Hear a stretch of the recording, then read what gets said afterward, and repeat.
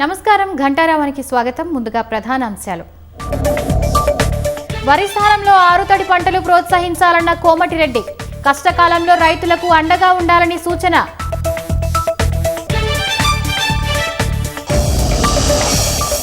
హైదరాబాద్లో drugs network గుట్టు రట్టు. సుమారు 12 లక్షలకు పైగా మత్తు పదార్థాలు స్వాధీనం.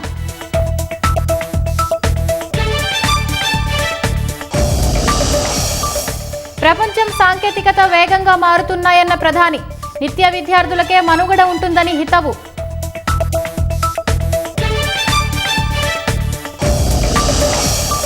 భారతీయ యూపీఐ యూజర్లకు ఛార్జీలు ఉండవన్న ఫోన్పే. సేవలు ఉచితంగా కొనసాగుతాయని సమీర్ నిగమ్ ప్రకటన.